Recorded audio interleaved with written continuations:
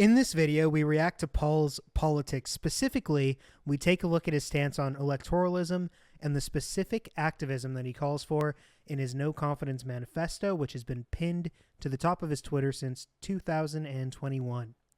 The bulk of this is refuting his positions and explaining why the actions he advocates for, if followed, would lead to a complete fascist takeover of this country. We also take a look at how the parties are different, react to a Paulisher on Reddit doing their best to defend Paul's indefensible positions, and respond to his infamous Anne Frank takes. We begin with the Anne Frank portion, as it is a great example of how Paul's emotional reactionary confirmation bias makes him a useful idiot for fascists, Nazis, and Holocaust deniers, even though he may not intend to be one. This is a strong and recurrent theme we will see emergent throughout his commentary. I also want to draw your attention to the description, where you'll find some useful tools for navigating this lengthy video. You'll find a general outline of timestamps of key moments, a section of clarifications and corrections, where I'll add anything I wanted to clear up when editing, or if I fact check myself or get fact checked by someone else, it'll be in this section here. And finally, I'll add a section for sources that I cited or used to build my arguments. For example, in the video, I claim that Biden was better on labor than Obama as an example of how we do make progress, even though it does seem incremental. So I'll link the article that I was using to make that argument with the data in it. Did you pull this for a reason? Yeah, I did pull this. We're going to, tonight, we're going to be examining Paul's political activism. It's going to be a look at his No Confidence Manifesto that he's had pinned to the top of his Twitter for 4 years almost. And we're going to start with the Anne Frank video. So this is Paul talking about the Anne Frank diary, and he's skeptical of it. I mean, Paul did refer to the to Anne Frank as a myth, earlier this week. That is true. I mean, she was a myth. It's kind of, You believe that little girl wrote that fucking heartbreaking diary? See, it's difficult to tell here if he's like joking or not, right? Like, is he being serious? Is he being sarcastic? It sounds like he's being ironic when he's talking, right? In this part, he does, but he doubles down on it later on. He does. Diary in an attic while hiding from the fucking Nazis? You really believe that? I mean, yeah. If you don't know any better. I think she might have written a diary and somebody found it and wrote a diary based on some of the things that were in her diary. I mean, it might have been cleaned up. I don't think the diary of Anne Frank was written by Anne Frank. I mean, dude, me and TJ have been to Amsterdam, and we looked all over like Anne Frank house, and they're just like, I don't think that. So Paul Scotty's playing a character right now. Yeah, well, Scotty's being facetious right now, but yes, Paul just said that he doesn't think the diary of Anne Frank was written by Anne Frank. No. I think that she did write a diary, but then somebody took her diary and I guess changed it for some reason, right? Like not edited it, right? Like, he's not saying that they edited her diary. He's saying that she didn't write it. Like, it's completely constructed by someone else, the story of it. What? That's what he's saying. Who?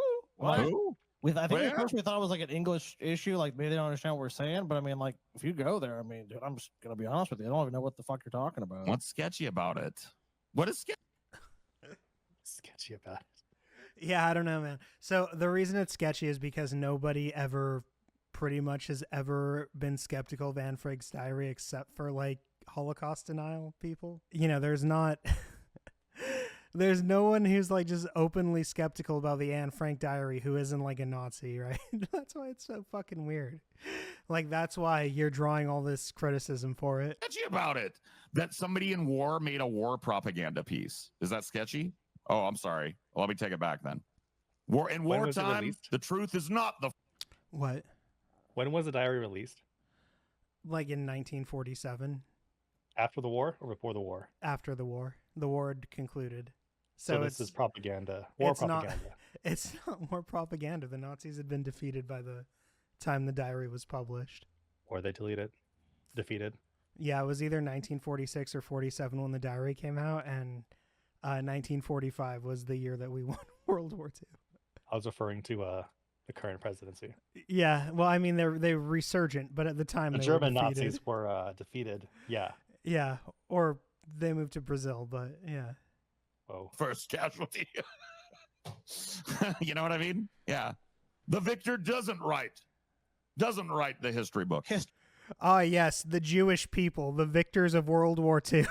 Like, what is this? Victors of World War II. Yeah, this is so crazy. Ha! Like, just a numbers game, bro. How many 6 million Jewish people were killed in the Holocaust? You don't think, like, one of those teenagers or the millions of teenagers who were killed during that, you don't think one of them, like, wrote a diary and was a competent, like, writer? You pretend like you read it when you were 6, which is He did. hundreds of thousands of words. Like, what, like, you, like, in your own mythology of your made-up past, you acknowledge that children can have, like, exceptional grasp of literature, right? Like, it's possible for a 6-year-old Paul to understand and comprehend, like, a 400,000 word book, but Anne Frank can't write an 80,000 word diary. Really? Or He was however 15, many. though.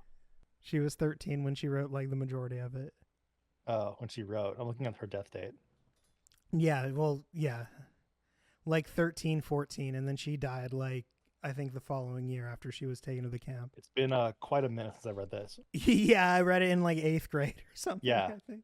It's Was been the a last. minute. Yeah, I literally got it for, like, 50 cents or whatever on Kindle during this whole thing, In 8th just so I grade? could do my little Oh, write-up on it. Some time ago, during Paul's initial statements on this, I did a bit of a deep dive into the Anne Frank thing. I treated Paul's criticisms, and just to recap, so this is what Paul says here. He refers to it as the myth of Anne Frank. He asked TJ and Scotty, do you believe that little girl wrote that heartbreaking diary while hiding in an attic? I don't know why. Like, think about all the non sequiturs that don't really have to do with anything. Do you believe that a little girl wrote a heartbreaking diary while living in the attic? Like, what about that? Is he trying to cast skepticism on the fact that she lived in an attic? Like, because she was hiding from the Nazis? Like, what is he trying to say here? and then she wrote about her experiences? Yeah, like, what? I don't get why does that particularly stand out? That's such a weird way that he phrases that. He claims that someone found the diary and wrote a diary based on that diary for some reason. Like, wouldn't it? Whatever. Like, Anne Frank revised her diary because she intended it to be published at some point. Yeah, like halfway through, she was like, as a post, or not post, like a page written, like, I've decided to I'm going to publish this. He blatantly says, I don't think the diary of Anne Frank was written by Anne Frank. And he claims that it's war propaganda because, of course, history is written by the victor. What a... We don't, Paul's a big brain. Of course, he's right. History is written by the victor. History is written by the losers of Yeah, conflict. the loser writes the history books. What How a salty smart they guy. are. He's so Sure. he's so properly indignant here.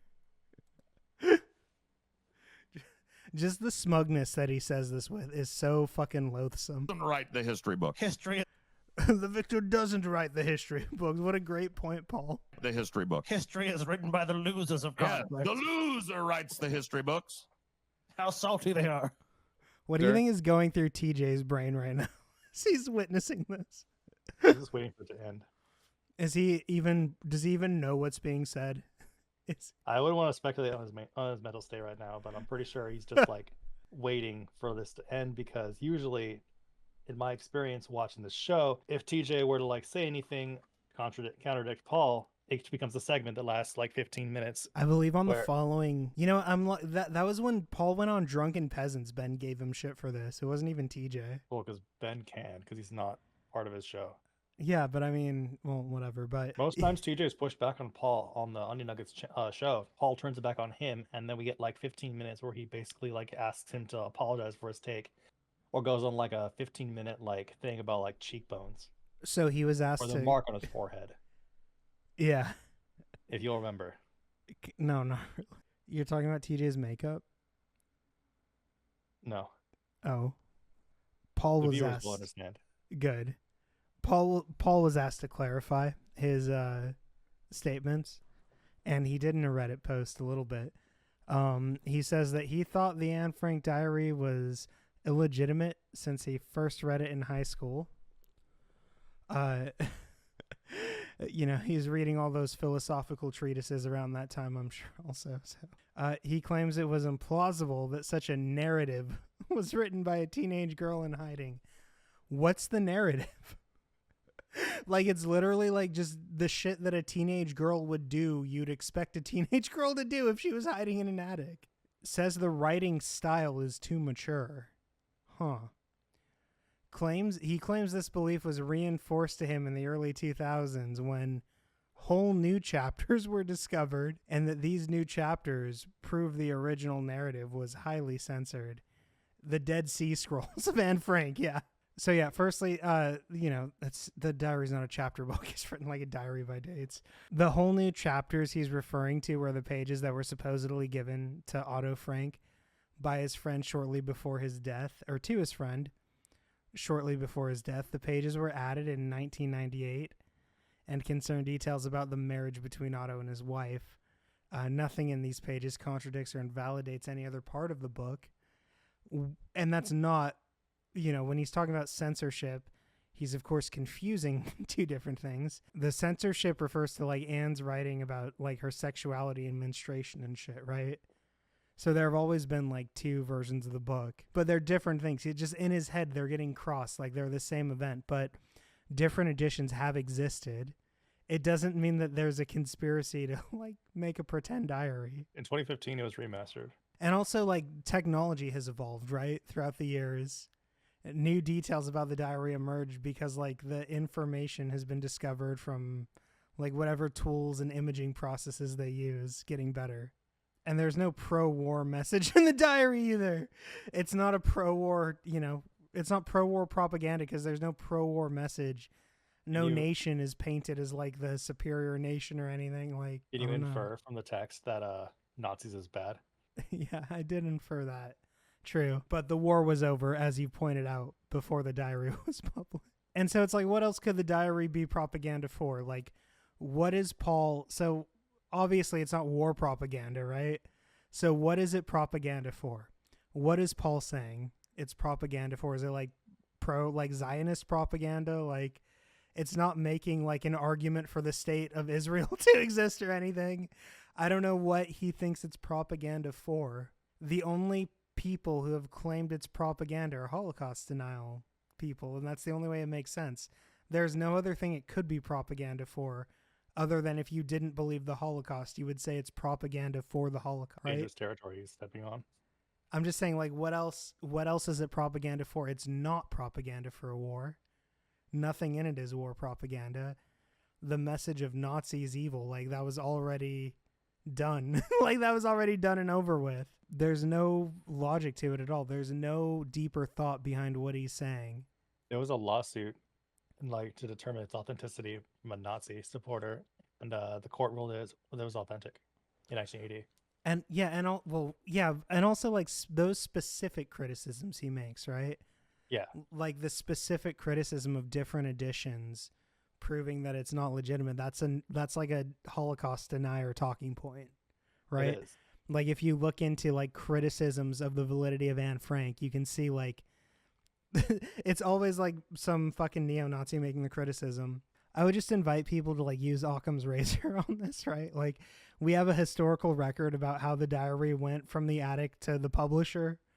The information is available. There's a whole foundation set up with this, and you can claim, oh, the Anne Frank Foundation or whatever the fuck it's called is, I'm not gonna look it up again, is a conspiracy to, preserve this war propaganda piece or whatever, because totally, that just makes so much sense. But you have to invent characters that there's no evidence for, right? We're inventing causes that don't exist, that we don't have evidence for. And that's why it's so laughable. It's so improbable because you have to invent a conspiracy. You have to invent actors in the conspiracy. You have to invent a reason for the conspiracy. And there's so much. Yeah. I forget. Has he expounded upon his argument as to why he thinks it's or like what message he thinks it's trying to No, be a propaganda for? just that it's Or war is he just discrediting propaganda it? is all he's ever said. Yeah. I'm pretty sure after that post, he like dropped it and never talked about it again. So Paul says he doesn't believe that a teenage girl wrote things in her diary when she was trapped in the attic for 2 years in a time before the internet, by the way. You don't have a lot to do. You're trapped in, an attic with like your mom and dad. There's only so many chances to masturbate, right? Like, what are you going to do for 2 years in there? You've got a diary. You've got books, But Christopher Paulini wrote Aragon when he was 15. Amelia Holt Atwater Rhodes wrote Den of Shadows at age 13. Mary Shelley wrote Frankenstein when she was 19. Essie Hinton wrote The Outsiders when she was 15. Truman Capote started writing when he was 8 years old. Again, Gore Vidal wrote Willowa at 19. Millie Florence wrote Honey Butter at age 13. So we have historical evidence of people aged 13 and teenagers in general being able to write books, or it's just so stupid. It's like you can't, like, of course a 13-year-old can write a book. So I've realized that this is the video that I wanted to make on Paul. The thing about this No Confidence Manifesto primer thread is this has been pinned to his Twitter since April of 2021. Paul often criticizes people for misrepresenting his political stance, and here he has it written out. So we're not going to misrepresent Paul's politics.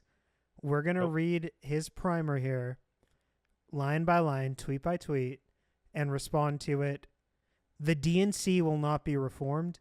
They are incapable of addressing the economic, ecological, and migration crises that only grow worse cycle upon cycle. So this is interesting because when he says the DNC will not be reformed, he just means like within his lifetime, right? Like the DNC has gotten worse since like the 80s, I think. I think he means in general.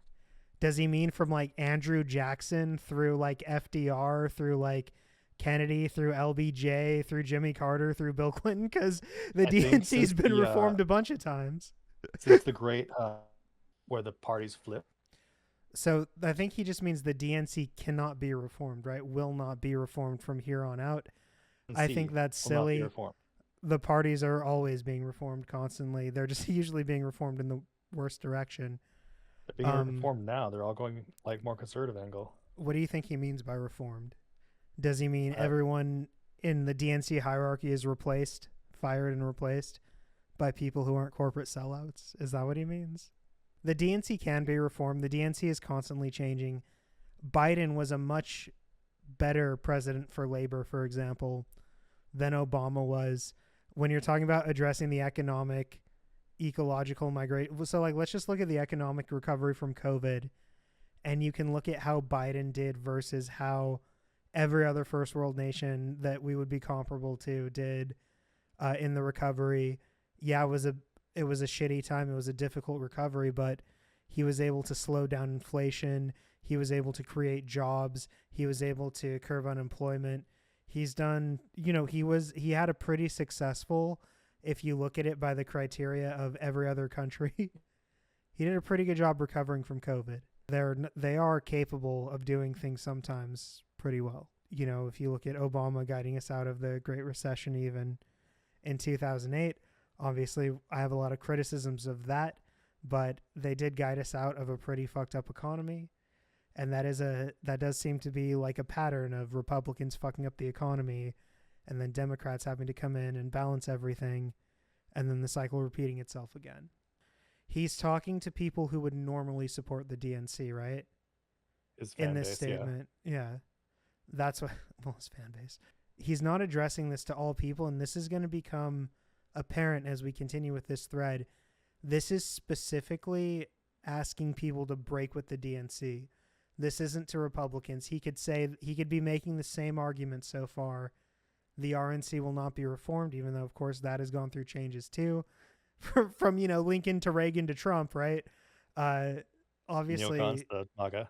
Yeah. Yeah, exactly. What's the difference anymore even? Even worse than having no ability to be reformed, the DNC and its candidates have no intention of addressing the devastation happening here and around the world. Again, like, it's kind of like, what does that mean, right? He's saying that the DNC is purposefully trying to not address the issues here, which I'm sure that is true in a lot of ways with agency-captured Democrats who have an incentive to not actually fix certain problems. But that's not true of... like, if you look at healthcare, right? Passing Obamacare, getting, however many millions of Americans access to healthcare. You can look at that, and then you can look at, like, when 3 million Americans lost healthcare under Trump, right? You can see that they are better at addressing some of the devastation, right? What he does is he tries to point out ways that the DNC is corrupt, but the RNC is corrupt in all the same ways and in a lot worse ways. So he's looking at a two-party duopoly that he wants to break, right?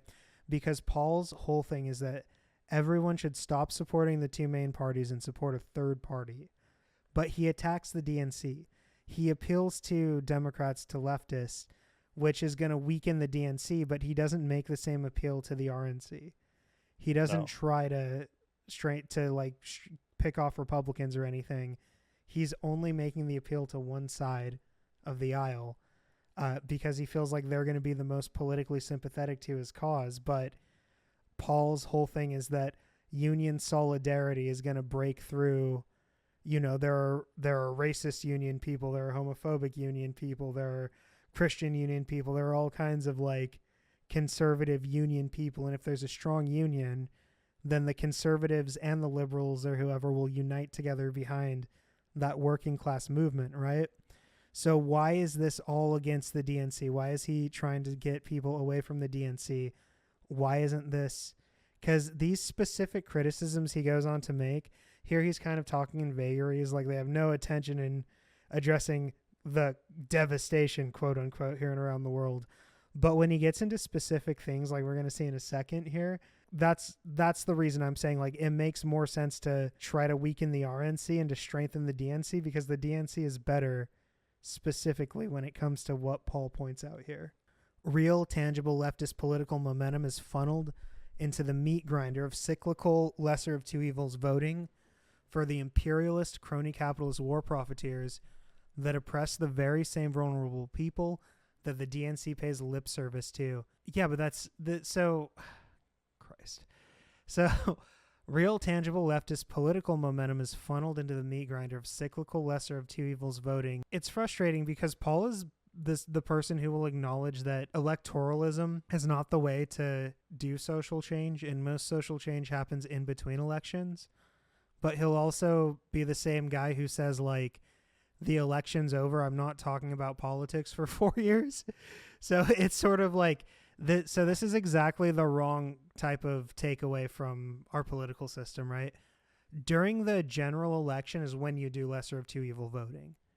That's when it makes strategic sense to do lesser of two evil voting. In between, so the time in between now and the midterms, and then the midterms and the actual election, the general election, are when we need to be vociferous advocates, when we need to try to break up the duopoly in more ways, when we need to have a strong third party if that's the route you want to go, when we try to reform the DNC. That has to happen in between the cycles, right? It can't happen during the election, because during the election, it's always going to come down to lesser of two evils.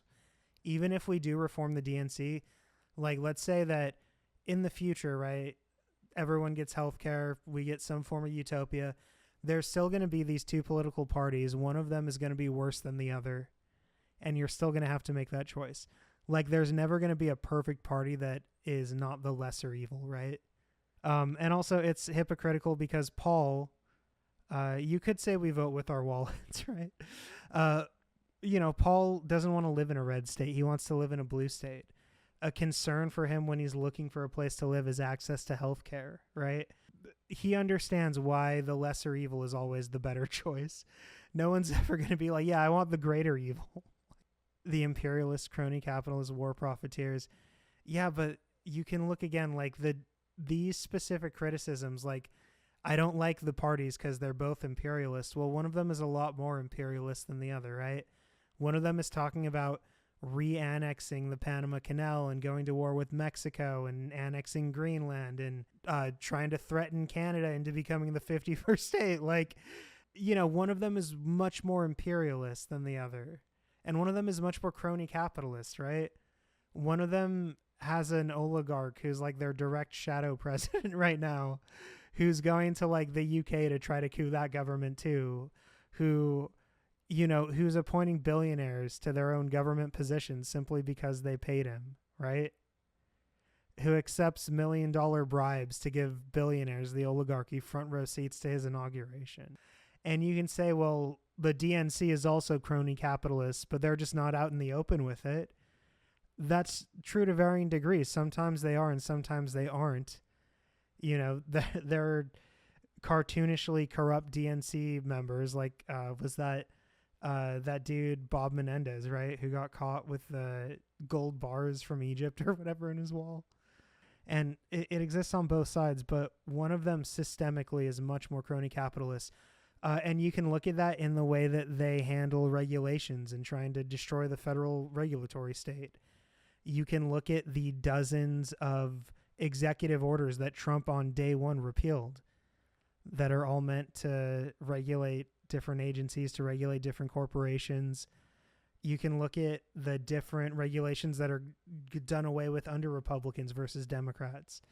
You know, under Bush, they basically deregulated the airline industry, and that led to hundreds of people dying over the next like 10, 15 years from basically the airline industry is no longer having to report safety concerns to the FAA and instead do internal reporting. It's just allowing corporations to regulate themselves, and people die because of it. The last time Trump was president, he deregulated like the meatpacking industry, and that led to the listeria outbreak last summer, and 9 people died from that, from the boar's head listeria outbreak. So it's like, even though they're both crony capitalists, one is much worse than the other. One is much more hawkish with wars. One, you know. Yeah, but Biden though.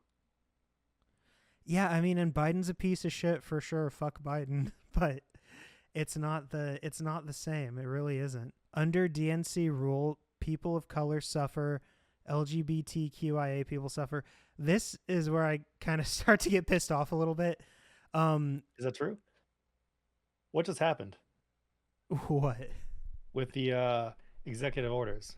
Exactly. Yeah, exactly. So, you know, Trump's entire thing since he came down the escalator was fuck immigrants, build the wall.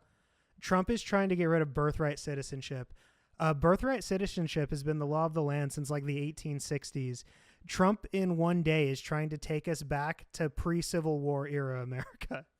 I don't migrants fucking suffer under Trump. Not even migrants, citizens, just birthright citizens, people who were born from immigrant parents in America, he's going after.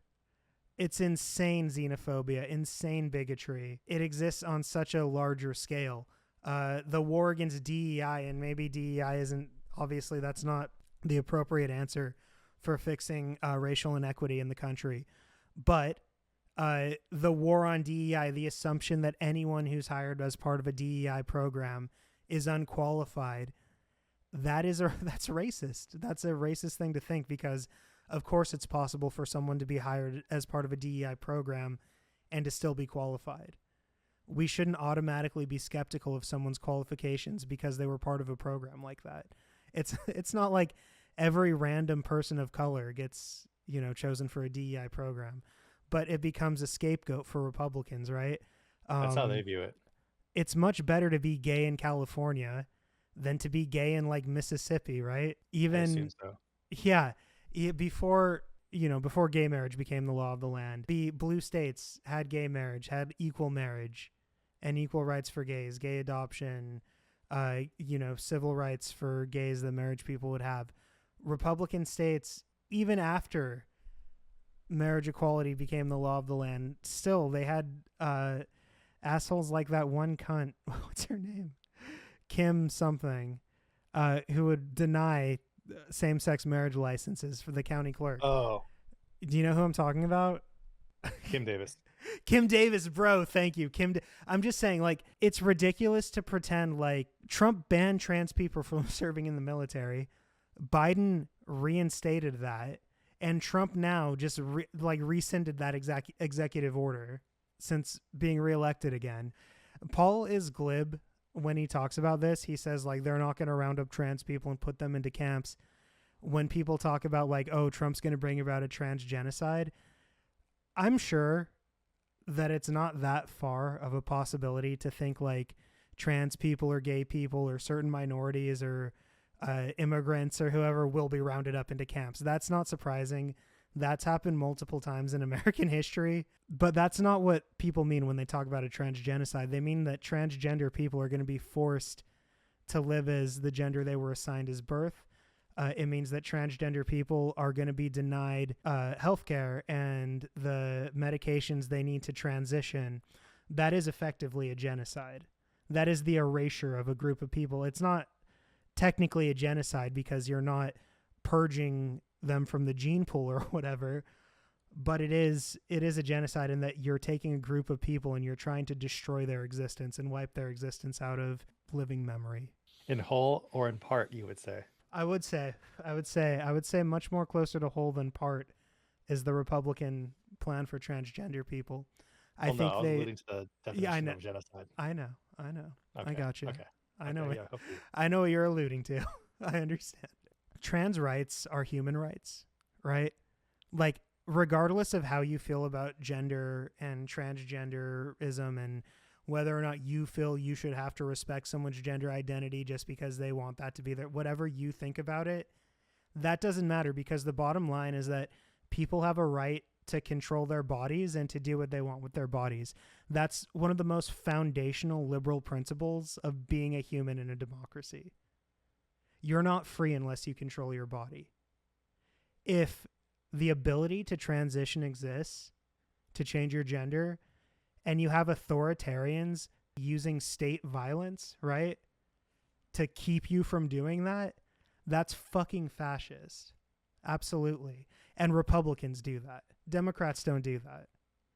So I know that Paul says, like, people of color and LGBT people, we suffer because even, the same as straight, hetero, white people or whatever, like, everyone suffers under DNC rule because of wealth inequality and because of they're denied access to healthcare and labor rights and all this shit. He's saying that in general, everyone suffers under DNC rule, but fuck him for erasing the differences that are really fucking important between living as a gay man for me, or if you're trans, or if you're a person of color, or if you're an immigrant, or if you're a woman.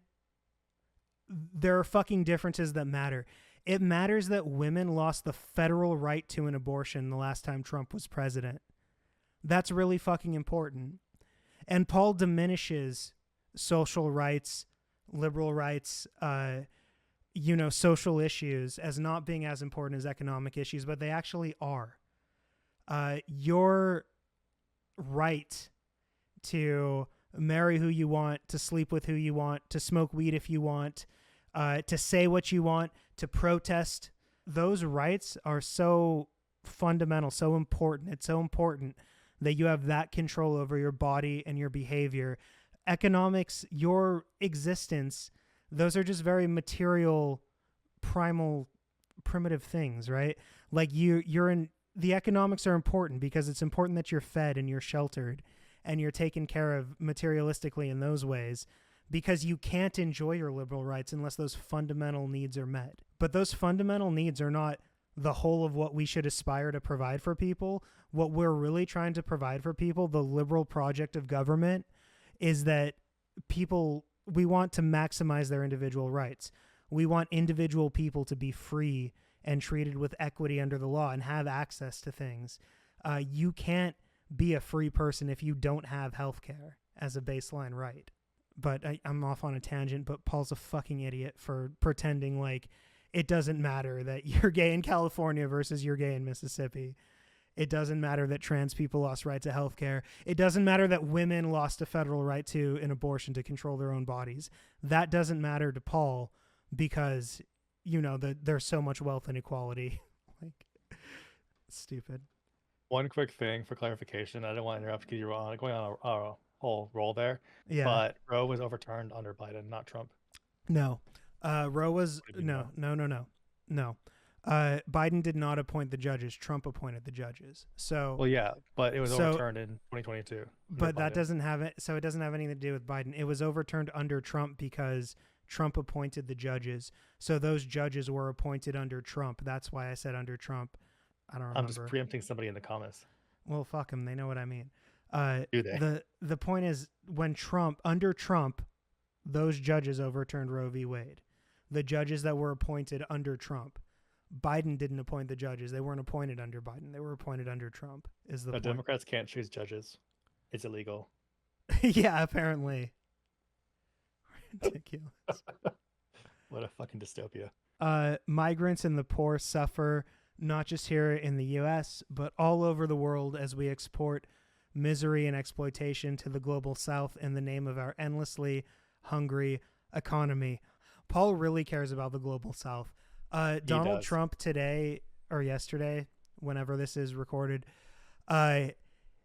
he classified the drug cartels as a terrorist group. He's telegraphing war with Mexico. And by war, I mean he's saying he's going to bomb along the border of Mexico. Harry Lake wanted to do that too. Yeah. Well, I mean, she's his sycophant, right? Yeah.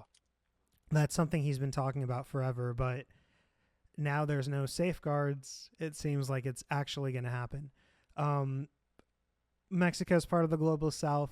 Panama's part of the global south. You can look at Trump's bellicose immigration policies. You can look at the him trying to coup Venezuela, like his policies to the South American economy. Republicans are much worse for the global south than Democrats. So what do? This is where it gets good. You participate.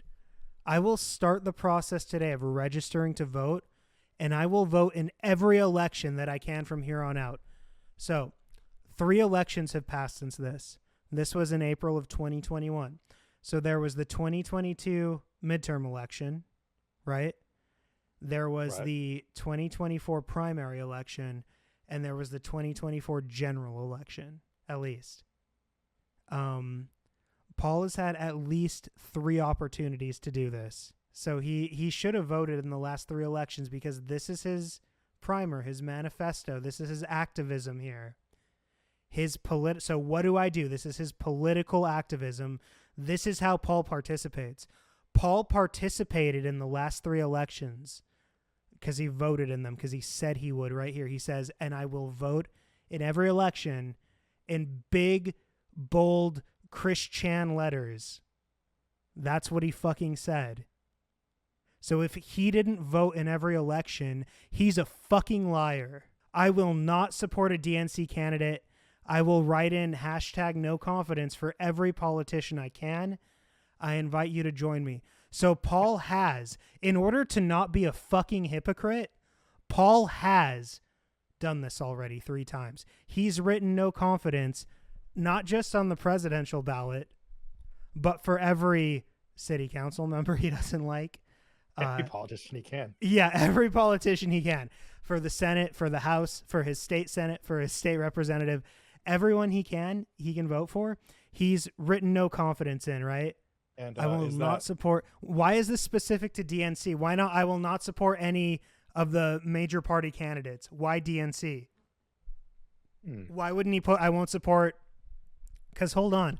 If everyone who votes for the DNC does this, if we all write in no confidence when we vote for the DNC, and everyone who votes for the RNC just writes in the Republican, just votes for the Republican, then that means the Republicans have complete control of every facet of government, right? Yep. Okay. So how the fuck is writing no confidence going to help out a third party? Why not, hey, everyone, vote for the green candidate, right? Why write in no confidence? That doesn't help out a third party. That's not a third party vote. Does it go into the trash? Every time someone writes no confidence on a ballot, it gets balled up and then stuffed into Paul's ego, I think. Oh shit! And it grows every time. I invite you to join me. Thanks. What else do? We participate in every way that is traditional. Okay. If you live in, yeah, every way that is traditional, that's, thanks. So does he mean protest? Does he mean, what is every way that is traditional? If I remember correctly, I'm pretty sure. Does he want people door knocking for no confidence? What does that mean in every way that is traditional? God damn it. Yeah, what does he mean? I was trying to say, like, I swear I'm not hallucinating this, but I'm pretty sure that Paul had said that he got this idea from, like, what was it, Churchill? And how people in Britain oust their PMs through no confidence. Oh, yeah, I don't know. I'm not sure. Are you sure he didn't get it from the Phantom Menace? When the Emperor tricked everyone into giving him power by doing a vote of no confidence in the Senate? If anything, he got it from the Crown Netflix show, but no, like... This is how... He's so retarded. This is how the Emperor takes over the galaxy in Star Wars. Attempt in my life has left me scarred. I love democracy. Like, come on, bro. This is literally... I would like a vote of no confidence in Chancellor Valorum. Like, a door knock for no confidence. Go on. Yeah, like, what does it mean? Every way that is traditional. What? How is no confidence? Does Paul even know what traditionally participating in an election is? Does he mean phone bank? Is he going to phone bank for no confidence? Wow. What does he mean? I haven't gotten any no confidence texts during the election cycle. Can you imagine? Can you imagine if you got a text, like in God's Not Dead, to send you a text that's like hashtag no confidence? This next sentence, yeah, I know. This next sentence is my favorite sentence in all this nonsense here because it proves that Paul's lying to you. If you live in a state that allows you to photograph your ballot, do so. So California is a state. So during the entirety since this was written, California, that's been legal. In 2017, California legalized ballot selfies. You can take a picture of your ballot. So Paul should have done that. Paul says that he will support or he will vote in every election. Every election he's going to vote, right? In all caps. He's voting. And he says here that if you can photograph your ballot, do so. So Paul needs to produce for all of us 3 ballot selfies from even one. I'll accept 1 ballot selfie from one election that has happened with no confidence written on it. Not even for every politician, just one politician. I want to see evidence that Paul has cast 1 no confidence vote. Well, I don't think you're going to get that because much like his supposed gun collection, he will say that he has done a thing, but will not talk about it. It's Schrodinger's like gun collection. He has a gun collection, but he also, if I had a gun, I wouldn't fucking say it at the same time. You never know. With, like, the older generation that, like, if you do not talk to them about, like, if they voted or who they voted for, they consider that, like, one of the ultimate taboos, like insulting somebody's wife, mentioning religion at dinner, and talking politics. That's older than Paul. Paul also is old-fashioned. No. Don't we all compromise ourselves when it suits us? Proudly sport your I voted sticker on your socials. Has he? Has he? Let's go. Can you pull up Paul's Twitter and just look and tell me if he has a picture of I voted somewhere? Like, we can scour the internet, I guess, and see where's your I voted sticker, Paul. I was just there, but no, I did not see. Yeah, we looked at this. Just retweeting memes and, like, talking from the Republicans' point of view towards the Democrats, or making a straw man argument about, like, the casual, like, leftist in his community that he thinks of. He's memeing basically the echo chamber of Twitter back at Twitter, and pictures of his wife promoting the show. Oh, you're looking through it right now. Remember Flash Fried? That was a time. Yeah, I remember. I remember. Back Bunch in of my selfies. parents' days. Wit? Uh, No. I haven't made one allegation against Paul, He despite should talk AOC a lot here in this time period. despite what I haven't alleged anything at Paul, but I am going to allege something now. This is my accusation. I'm accusing Paul of this. This one thing is what I'm alleging. Paul did not vote in the last election. He did not write in no confidence. And if he can prove me wrong by just showing me the ballot selfie. Well, Paul can prove us all wrong by showing the ballot selfie. and if he didn't, though, if he voted but did not take a ballot selfie, Well, it's not. Then he's not doing the activism he said he was going to do. well, He's not. And where is his "I voted" sticker? Did you proudly share that on your socials? not that I'm seeing and not that I'm aware of. Yeah. So he can easily disprove this charge by showing the no confidence ballot selfie, by showing the "I voted" sticker. I mean, that wouldn't really. Anyone can get an "I voted" sticker, right? So that wouldn't really prove anything. We're gonna need the ballot selfie, the no confidence ballot selfie. If you are polled in the run-up to any election, proclaim your intention to cast a vote of no confidence and explain why. I feel like he hasn't done that, but I have no way to disprove that. I'm not privy to Paul when Paul gets polled, Vote on initiatives. Be informed and vote on local issues. Otherwise, take a stand. No more money for DNC candidates. No more support. Take your donation and give it to a local nonprofit or regional mutual aid org. Announce your intent to do so. Do you think Paul has ever announced his intent to donate to a regional mutual aid org or nonprofit? If he has, I know the show has donated to, what was it, Palestine? I know At that least one. TJ did a fundraiser for that Yeah. years ago.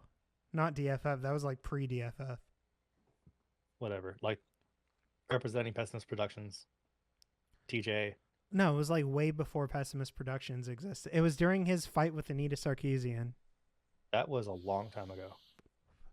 It was because I'm pretty sure, maybe I'm wrong, okay?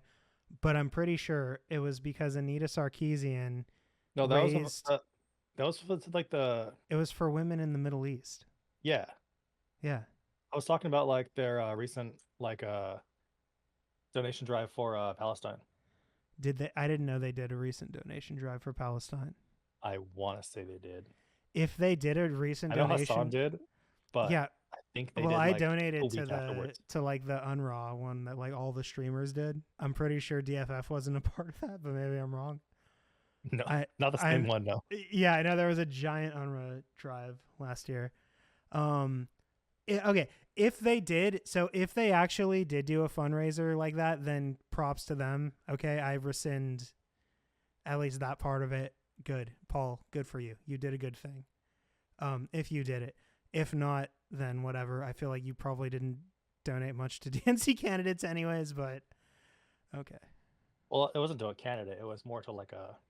No, well, he's saying instead of DNC candidates to donate to a nonprofit. So basically, like, instead of giving your money to Kamala Harris, you would just donate to UNRWA instead, because she's going to continue the genocide, but UNRWA is going to save UNRWA. Not Enron. Oh. UNRWA. El Ahrar, the Prince with Thousand Names. UNRWA. I think it's spelled.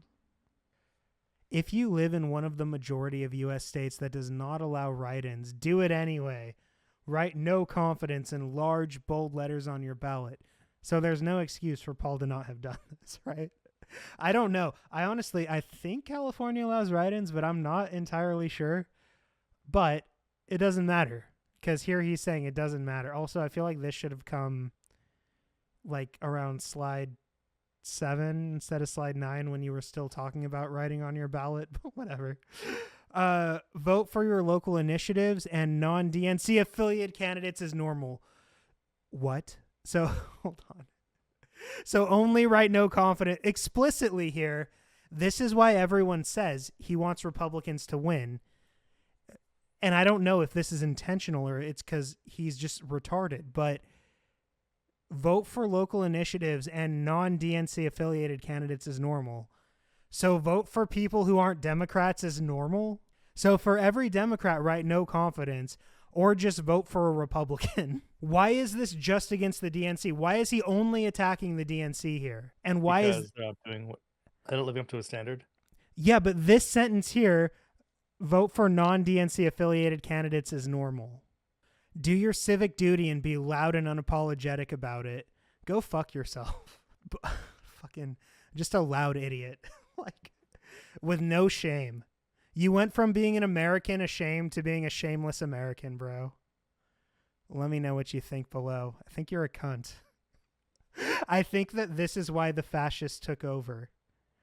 I think that your brain is so fucking baked that just reading what you wrote here, vote for non-DNC affiliated candidates is normal.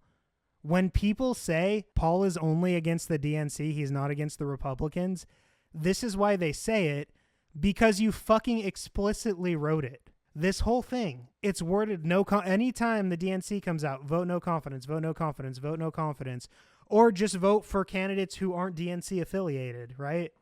If we live in a two-party duopoly, that means it's almost always going to be the Republicans. Sometimes you have third-party candidates too, but it's retarded because you're not saying vote for this one specific third-party candidate.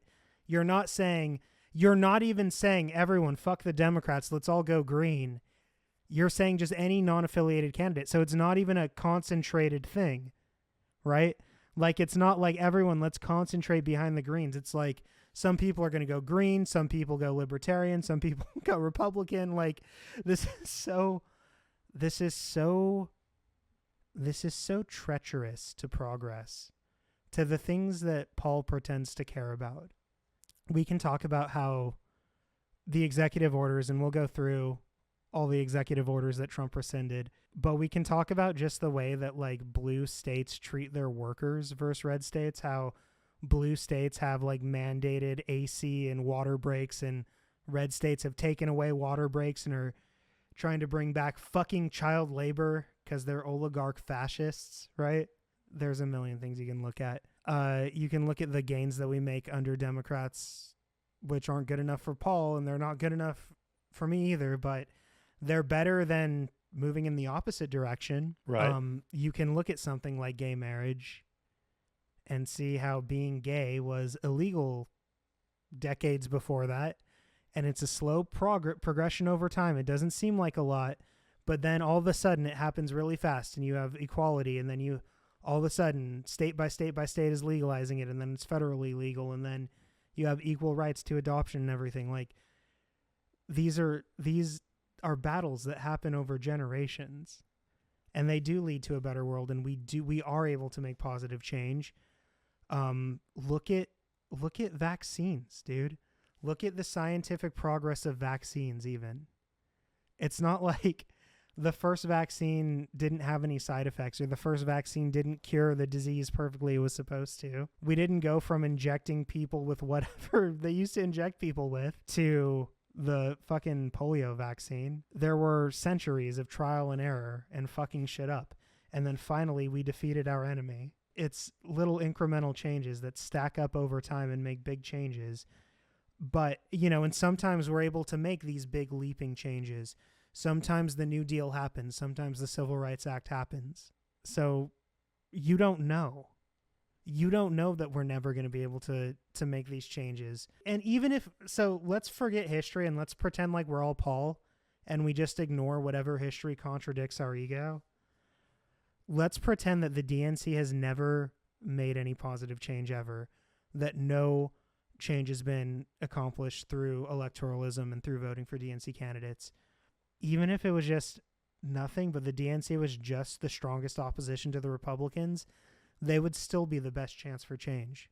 Even in Paul's fantasy world where the DNC is incapable of solving anything, just as obstructionist to the Republicans, they would still be your best bet. We're sort of in the Weimar Republic, right? and we're going fascist Germany really quick. We're going Nazi full speed ahead. And it's like, if we're in the Weimar Republic and we're teetering on the brink, and your choices are do everything you can to preserve the Republic as it is with all its flaws, even just for another cycle, or let's just go accelerationist into Hitler. No, you fight, you stop, right? You shall not pass, Hitler. This is where you make your stand, even if it seems futile, even if you're not fighting for your perfect world, you're just fighting to stave off that terrible evil of Donald Trump and the oligarchy and the fascists and the Christian nationalists, right? Even just the executive orders alone, just Supreme Court appointees alone are reason enough to try to do whatever you can to stop the Republicans. And I don't mean support every single thing the Democrats do. In between election cycles, do everything you can to set up candidates that are going to work for you. Do grassroots activism. Do door knocking for issues that are important to you. Actually get involved in local initiatives in your local politics. People should have an understanding of what's on the ballot near them and what they can actually affect. And there should be more networking and more social media attention on things like that. Definitely. Absolutely. But on November every 4 years, that's not the time to make that stand. That's not the time to do that change. That's the time to make the very simple decision of which one of these is going to strategically be best for us going forward and do the less harm. That's pretty much all I have to say about No Confidence, bro. We'll look at those Reddit posts too right now. But did you have, and also we'll probably do the executive orders first and then look at that. Did you have anything else to add to this though? To this No, portion? it was enlightening to go back over these tweets, these old tweets. And It's to see if the man he was is still the man he is, with the obvious harming of knowledge we've had the past couple of years, and his actions and what he said, comparing it and contrasting it to what's happening today. So, you know. So what strikes me about the No Confidence shit is he gives direct action prescriptions, right? He says, do this. I'm going to do this. He promises to do it, but he hasn't done it. He didn't post it on social media. He didn't show that he followed through. Even the simplest slacktivist thing you can do, which is write something on a ballot and drop it in a mailbox, he didn't do. The bare minimum. He wrote a 10-tweet manifesto about how, God damn it, I'm going to do the bare minimum and I'm not sorry. like, this is the most pathetic stroke sesh I've ever seen. But he didn't even do it. He didn't do that. Even the bare minimum. This whole thing. What was he doing? This is so pathetic. This is like, he's like a Karen to the government. He wrote a strongly worded letter and didn't even fucking mail it. This is so ridiculous. Fuck this piece of shit. Fuck this guy. People like this, people who didn't vote, people who used their cynical view of the way things are as an excuse to sit on their ass and not do the bare fucking minimum are the reason we're stuck with fucking Trump for 4 more years. Yeah, but what did you do? I voted for her. I sucked it up, bro. I sucked it up. I watched the genocide unfold day by day on my phone, and I still voted for her because I thought, yeah, I did do that too. But I thought that, hey, if I vote for Kamala, she's going to continue the genocide in Gaza. But if Trump wins, he's going to continue the genocide in Gaza and allow them to annex the Golan Heights and allow them to annex the West Bank too. And there's going to be another genocide in the West Bank where even more Palestinians live. So that was my utilitarian calculus. Now we have the pretend ceasefire, but you know, hopefully I'm wrong. Calculus. Yeah, hopefully I'm wrong. Like, hopefully the ceasefire isn't pretend. Who knows? Or temporary. Or temporary, yeah. You can bet on it, but you know. It's a good thing that the Democrats didn't win, though. Oh, is it? Yeah. Is the mask slipping? Are you in fact a secret Republican? After I read these tweets, I decided to become a fascist. I realized that Paul shouldn't have liberal rights, and there are some people who just do not deserve the right to vote. I am doom-pilled on democracy after reading these. Bending the knee like Zuck. Paul, a lot of people get red-pilled because they're incels or whatever. I got black-pilled because red-pilled Paul by exists. Oh, man. Yeah. You know what? Let's go through some of the ways that the Democrats and the Republicans are different.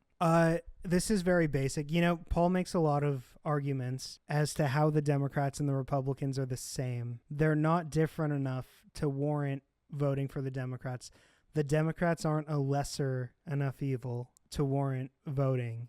But just on this, Trump's been president again for 2 days, and these are executive orders that he has rescinded in that time. Day one, these were all rescinded. So this is in an effort to like strip DEI policies from federal government positions in his war against diversity, I guess, and equity and inclusion. He goes on to ramble here. Some notable things that go beyond that: climate extremism has exploded, inflation and overburdened business with regulation. So this is, to me, more troubling than anything else in here, because it's just back to complete climate change denial and complete deregulation. And, you know, like the agency capture and the Iron Triangle especially are like big issues for me. So this is really disheartening. But of course, we know what's going to happen. We know people who have been paying attention or who know history understand what's going to happen and what's been happening, what happened this week, what's going to continue to happen for the next 4 years. And that's really just that an oligarchy has taken over our democracy now in such an explicit and gratuitous fashion. And government regulation and the ability for the federal agencies to effectively regulate is going to be completely done away with. And the way that's framed is climate extremism has exploded inflation, overburdened business with regulation. So in the name of fairness, Trump is getting rid of this executive order 13985, advancing racial equity and support for undeserved communities through the federal government. This executive order ensuring a lawful and accurate enumeration and appointment pursuant to decennial census. I have no idea what that means. Organizing and mobilizing the United States government to provide a unified and effective response to combat COVID-19. So he gets rid of a bunch of COVID-19 restrictions in here.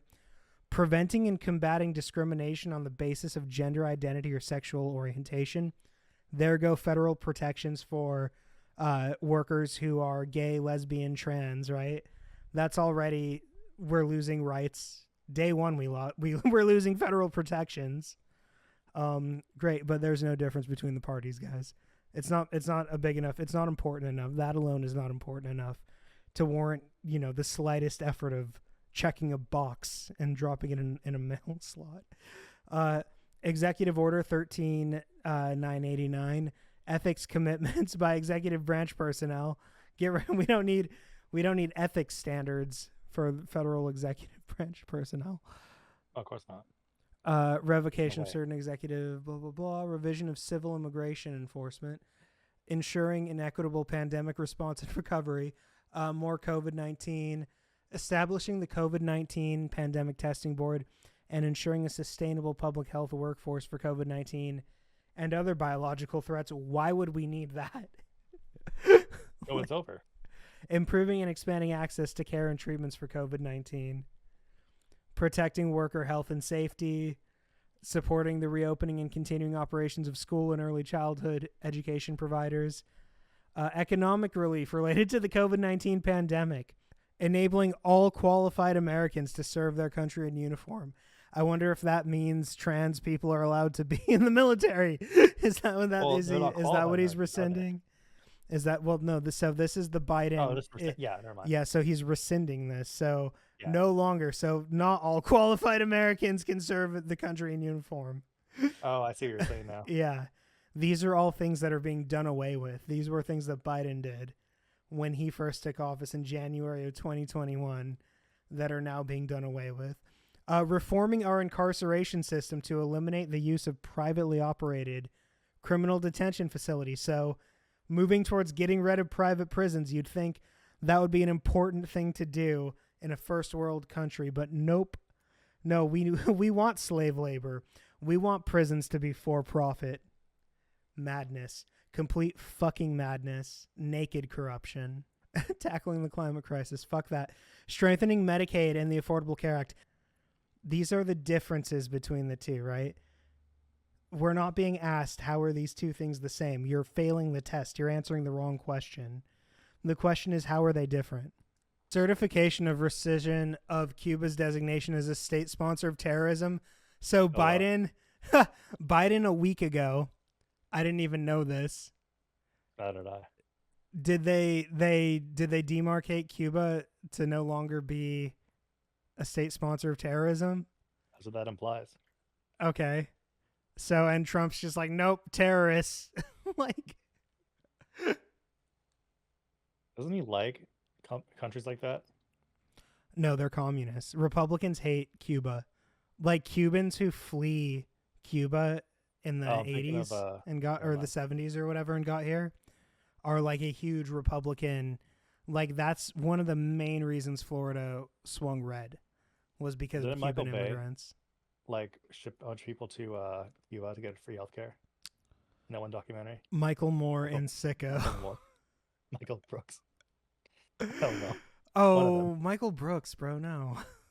Who's he? Michael Brooks was on. He was a commentator. He was pretty based. He was a left wing political commentator who died in like 2021 somewhere around there. I think Vosh hated him. I forget why. Who cares? No, Michael Brooks was great. Ironically, he did a show with Anna Kasparian, and I guess at least he didn't have to live to see what's become of her. I don't know. And then we have implementation to effectuate the revocations described in section. So this is all the crazy shit they're going to do. We now have Tulsi Gabbard also as the head of the NSA. Yeah, cool. Okay, great.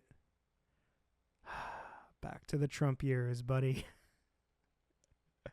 Aren't you excited? 4 more years of Trump. Yeah, I can't wait. It's going to be a fun ride. So we can look at this. Do you know this person? Yeah, I've talked to them a little bit, but we're gonna. No, they're a bit of a Paulisher, unfortunately, but they're all right. So this is. I'm gonna just blur out their username because I don't want to. I don't want to start anything, anyways. Well, in that case, so this is a comment I left on the Vosh sub. I'd like to ask Paul whether I've represented his position well. So this is a guy trying to be as charitable as possible to representing Paul's position. Well, in that case, mod team, Paul was right. The vast majority of what Vosh ascribes to Paul are straw man positions, such as the idea that Paul tells people not to vote. No. The criticism is not that Paul tells people not to vote.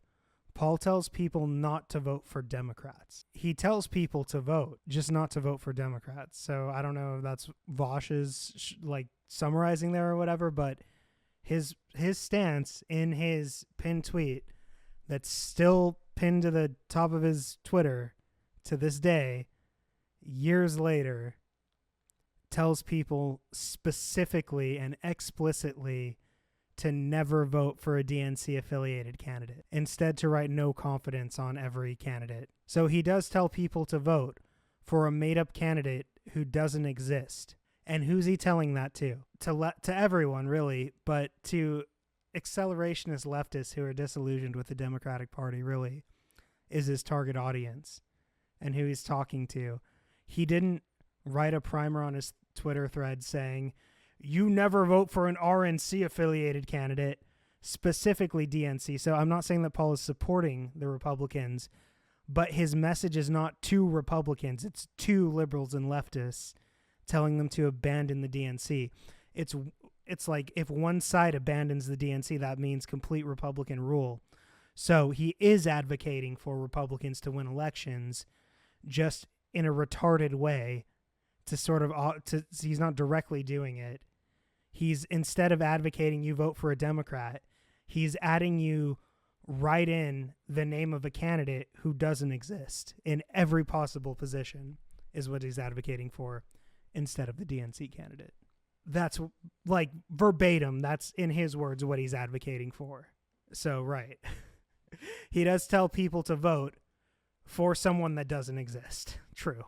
Additionally, Paul does not say people should just vote third party and expect that they'll win. No, he thinks that a third party needs to be organized, and that's what he's advocating for. No, he's not. First of all, he's never in the time. Now, I haven't watched him for 6 months, but I've watched him for years leading up to this election cycle. He never took part in organizing a third party. He didn't fundraise, canvass, do anything for the Green Party. At best, he advocated voting for them without looking at like any of their policies. And like there are a lot of criticisms you can make of the Green Party. They're not an ideal third party. But, you know, are they worse than the Democrats? Probably not. Both are bad in their own way. But I'm just saying, like, he's not advocating for a third party. That's not what he advocates for. He advocates for voting no confidence, not for voting third party. For voting no confidence. And yeah, and he hasn't done anything to improve a third party's chances of winning in between the elections. It's not like Paul has been advocating or organizing or anything this entire time. Has he? How? He's been on his porch. He's been banning skibbities. He's been Bro, talking you could advocate from your porch. He could sit on his porch and he can be like, the Green Party news today, this is what's going on. It's important to pay attention to these local races that are happening right now. These are the local candidates. Let's get invested. Let's get some movement. You know, I don't do a lot, but here in California, it's pretty liberal. When all the protests were happening, he talked about how, like, you know, fucking Snoot and I were out to dinner and we walked by a protest and I was like, oh, cool, a protest. Did he join the protest? No. You know, I thought about joining for a minute, so it's like the same thing. Like, so stupid, so ridiculous. He does no activism. He doesn't advocate or organize for third parties. This is just a fantasy.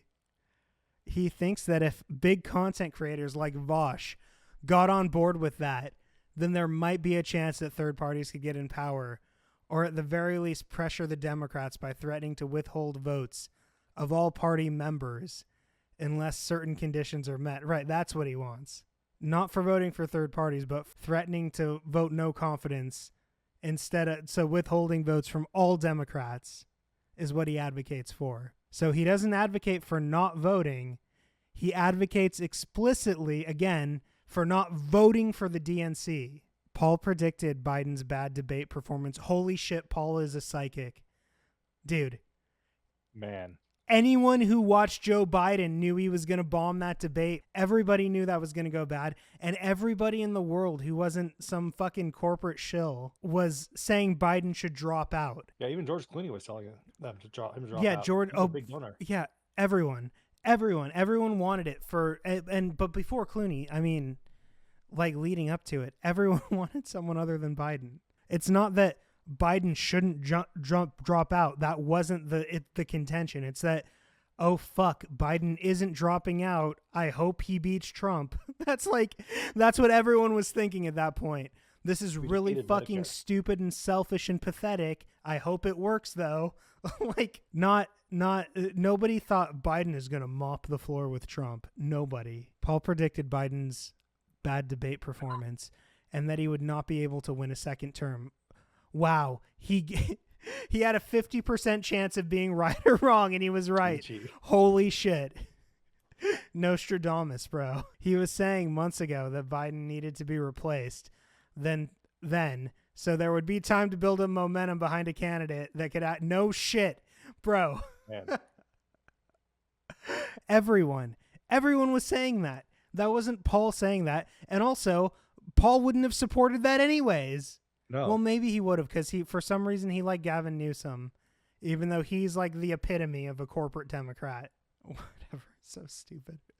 It's so stupid. So inconsistent. It's like, bro, I can't pull it because I think it's like a paywall thing.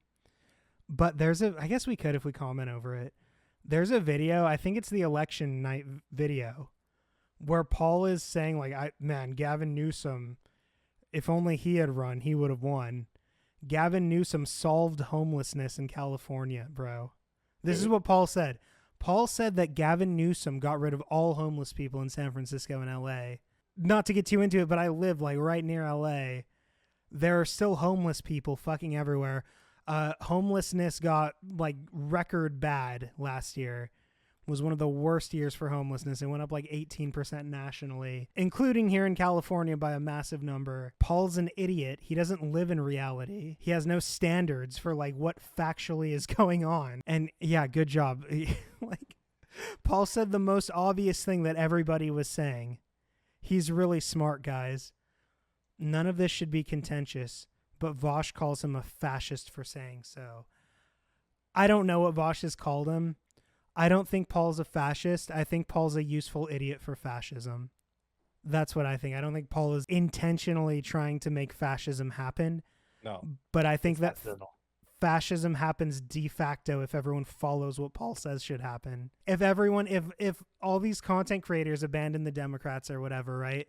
No one publicly supported the Democrats. It's not like the Green Party is going to fucking win.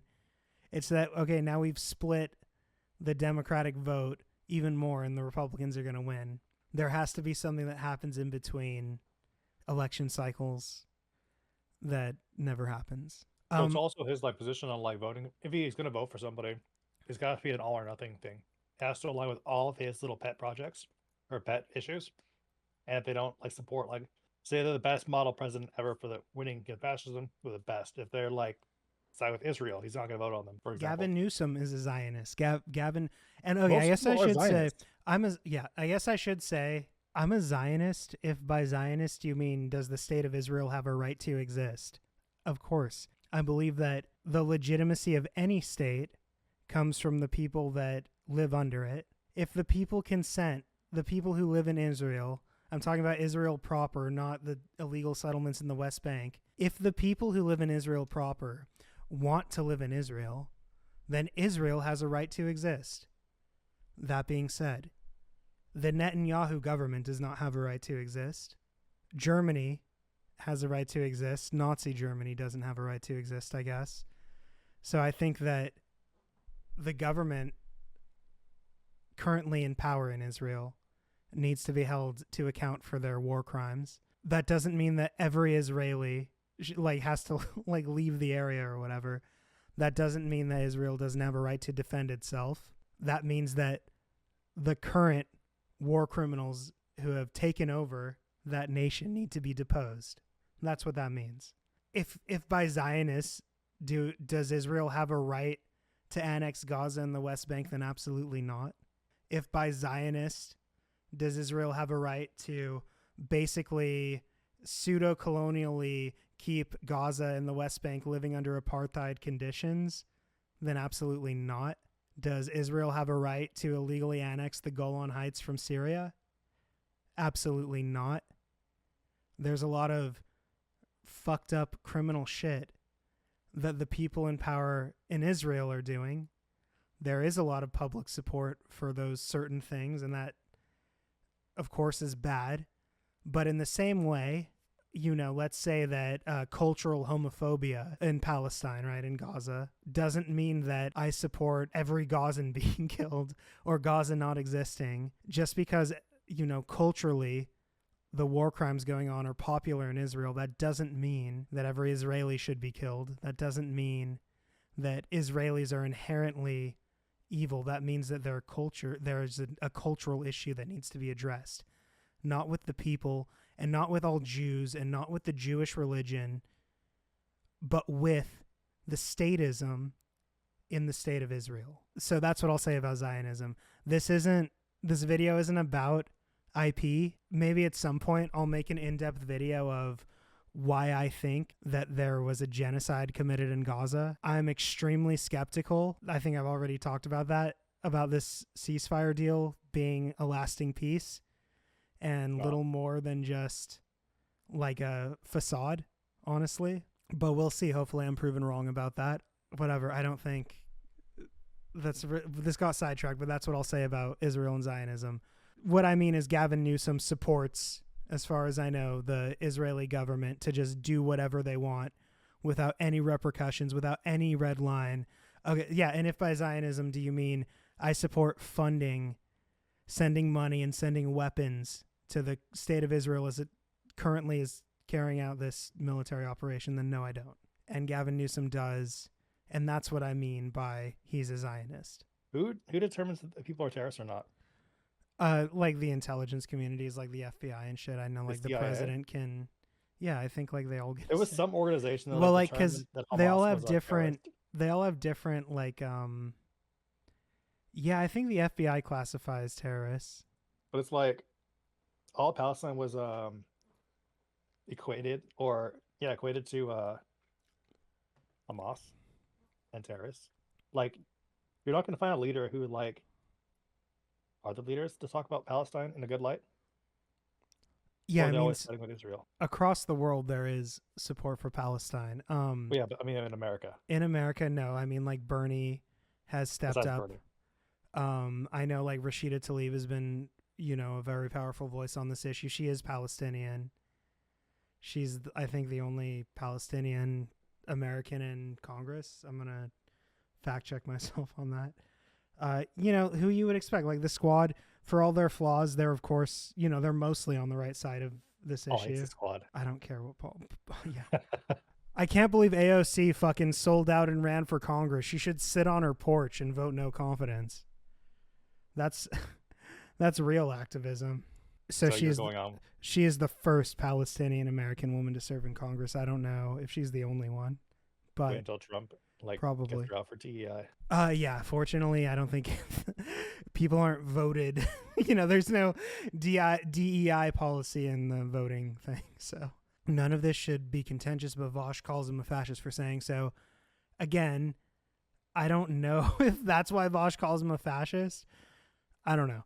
As well as Paul pointing out that fiscally speaking, in regards to foreign policy, those are different things. There is little difference between the Dems and Republicans. That's not true, right?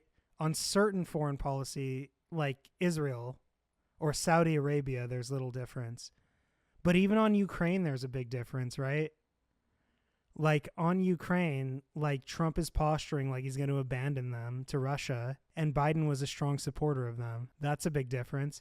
How Trump's about the gonna fact help them when they give back our guns? He said. How about the fact that Trump escalated the drone war like 400% over Obama, and Biden nearly did away with it? How about the fact that Biden actually pulled out of Iraq and Afghanistan? How about the fact we just went over like a whole list of things that a Democrat put into action and a Republican took away? Yeah. The only real difference between them is the Democrats posturing in favor of minority rights and the Republicans being more willing to break the rules of liberalism by obfuscating the democratic process. And remember, this is the guy trying to paraphrase what Paul's position is. And I'm going to show you, Paul actually gives the seal of approval to this. He says, yes, good job, Paulisher. You've summed up my position. So I'll show you that in a second. But yeah, it's like, no. The only real differences are not, first of all, minority rights are fucking important. That actually really fucking matters. It's not like some glib thing like, minority rights, what an afterthought. Maybe after we get healthcare, we'll worry about minority rights. No, minority rights are important also. They're equally important, or doubly important, I should say, because they're the first thing to fucking go. Look what just happened. We just read the list. There's a war on minority rights. The Republicans are actively engaged in rolling back the rights of minorities on a federal level and rolling back protections for minorities, for all sorts of minorities, not just racial minorities, for women, for gays, for everyone, for transgender people, all minorities. Their rights are important. And that's not the only difference. How about on the economy? How about on labor rights, dude?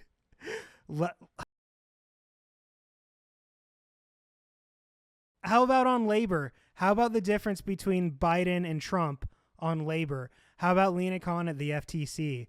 How about the fact that under Obama, Elizabeth Warren was able to establish the Consumer Financial Protection Agency? How about the fact that Trump deregulated fucking Boar's Head and 9 people died? How about the fact that George W. Bush deregulated the FAA and hundreds of people died? Like, there are more differences between them than just minority rights. This is fucking ignorant. And the Republicans being more willing to break the rules of liberalism by offering, hey guys, the only difference between the Democrats and the Republicans is just the Republicans just tried to overthrow democracy. That's the only difference. All they did was try to coup the country. That's it. I mean, come on, they're not even that different. They both support Israel. Like, what? And what was the punishment for that? Yeah, nothing. Pardons. You have immunity. We're bringing back the imperial president. That's the punishment. Yeah. You're basically the God Emperor now. You can do whatever you want. Getting rid of birthright citizenship. How's that for minority rights? Letting us back to when? You said 1850s? Yeah, 1857 was when that law that banned there was some act that Congress passed that like made it so birthright citizenship wasn't allowed in 1857. And then in 1860, whatever, is when they passed the 14th Amendment with birthright citizenship. So he's taken us back to like 1856 or something. Already on day one. We've already... Yeah, we're back 170 years in the past. Thanks. Pre-Civil War era, by the way. That's how far back one idiot can move us in one day on just one issue. But the only difference, yeah, and I just love, like, let's minimize the horrifying thing of trying to, like, coup democracy. The only difference is that they're fucking fascists. Like, but when the democratic process puts 2 candidates up that are literal fascists, and this can't be denied since Biden is currently single-handedly enabling a genocide and cracking down on protests, okay. That's not what fascism is. Right? Because fascism is totalitarianism plus ultranationalism. Committing a genocide is an attribute of fascist governments, but it's not what makes a government fascist. Cracking down on protests, yeah, that's fascist, but Biden really didn't do too much of that, did he? I mean, I guess they're talking about the college. For me, the big fascist thing about Biden was the illiberal way he ran his primary campaign. The way the DNC like got rid of primaries in fucking New Hampshire and Florida and shit like that. That to me is like when he's super fascist. We're about to see fascism coming up. Yeah, that's what I'm saying. Like, so even still, that's a good point. Like, even still, even in the ways Biden was fascist, Trump is also fascist in those ways. But Trump is way more fascist. Like, this was Paul's like big issue. There's a settlement. There's an illegal settlement named after Trump. It's like Trump Heights or some shit. No. Wait, the Golan Heights was renamed? No, not the Golan Heights. There's another settlement in, I believe, the West Bank, an illegal settlement named after Trump from his first term after he moved the embassy from Tel Aviv to Jerusalem, which is also in the West Bank. Is there a golf course there? Right there on the right-hand side. Village in the Golan Heights. Trump Heights. Yeah, you're right. It is in the Golan Heights. Oh, white mode. Jesus Christ. Is it planned? Yeah. Trump Heights is a planned Israeli settlement in the Israeli-occupied Golan Heights. So no, it's not in Israel. They're just illegally occupying it. Named after Donald Trump. I hate this world. I fucking hate this world, bro. They're widely regarded as illegal under international law. However, the Israeli government disputes this. They dispute a lot of things. Bet. Yeah. It will be under the jurisdiction of the Golan Regional Council. It is the first community in Israel and Israel-occupied territories named after a sitting American president since Truman. The Golden Eagle honoring President Trump. Trump Heights, Golan. I hate this world, bro. Man. This is just like dystopia porn for me. This is what you see when you're wandering like the wasteland after the nuclear winter. You get out of the vault and you're wandering around and you see this statue and there's like fucking like radioactive mutated cultists around it, like praying to the eagle, you know? Oh man. Back to this idiot. This liberal democratic process isn't very good in the first place, but when the democratic You're on the but final when the paragraph now. no, I know, but no, there's a sentence here that is not clicking with me. But when the democratic process puts two candidates up that are literal fascists, this liberal democratic process isn't very. No, it's possible for there to be degrees of fascism. So a candidate can be more or less fascist, just like a candidate can be more or less liberal, or more or less conservative, or more or less socialist, right? These are not, it's not like he's a fascist or he is a liberal. It's that fascism and liberalism are inherently opposed. You can't be doing both something fascist and something liberal at the same time, but you can both do things that are liberal and do things that are fascist at different times and be the same person, right? The thing is, like, these people are anti-harm reduction. Yeah, I know. So all They're fascism is accelerationists. treated equal. This guy specifically, I've talked to him quite a bit, is an accelerationist. He believes that that things have to get so bad, let the Republicans take over and make things so much worse, and then people are going to revolt. And of course, he doesn't live here. So he doesn't live in the United States, so he doesn't have that kind of America collapsing for us has more consequences, than it does if it collapses for him because he's in Europe somewhere. But the revolution is not going to be like leftists and liberals and Marxists. It's not liberal academics and like worker co-ops and anarcho-syndicalists who are going to come together and form like communal utopias all across the United States. That's not what's going to happen. What's going to happen is that, we just recently saw that like Trump got rid of the safeguards for like responsible AI. The Butlerian Jihad's going to happen. Good. And Vorian Atreides is going to save us. Paul wants the nukes. I want the Butlerian Jihad. Which is better? The Butlerian Jihad The is better. Dune future or the Fallout future? Yeah. Or the Terminator future. Maybe. Because the Terminator future, the AI launches the nukes. So that's like the best of both worlds, right? Maybe Like, isn't that where you haven't seen Terminator? No. Bro. Terminator is where like I'm pretty sure Skynet like gains control of our like launching facilities, and then that's what Terminator 3 is about, I'm pretty sure. Spoilers. Yeah. We're a 40-year-old film. Well, Terminator 3 is like 20 years old. Whatever. Now is the time to begin the organizing process to overthrow the system while the absolute ineptitude and moral bankruptcy of the system is laid bare for all to see. Paul has never explicitly told his audience not to vote for Biden. Yes, he did. He did. He explicitly said, do not vote for any DNC affiliated candidate. He did. He did. And the fact that Paul says, yeah, you summed up my position pretty good without any errors. Like, the fact that Paul says that means that Paul doesn't know what his position is, because Paul specifically says never vote for a DNC affiliated candidate. Biden is a DNC affiliated candidate. Make sure to show Paul saying that. Scrolling down. His comment? Yeah, I'm going to show that for sure. Paul has never explicitly told his audience not to vote for Biden, but if you are doing harm reduction in the meantime, your actual work should not be working with people like Progressive Victory to put more potential leftists into the Democratic Party, which will chew them up into mushy liberals. So we can't have that. Couple things. I don't know anything about Progressive Victory. You would know more than me, I think, but I forgot. I don't know if they're shitty or not. I don't know if they're a good organization or not. I have no idea. I'm a liberal. I'm not a leftist. I'm incidentally a leftist. In America, I'm an extreme leftist. But the underlying political philosophy that my whole political worldview is based on is liberalism, not leftism. I believe in social democracy, not democratic socialism. I'm a liberal. Liberal rights are important. Governments are only legitimate if the people under them consent to be governed by them.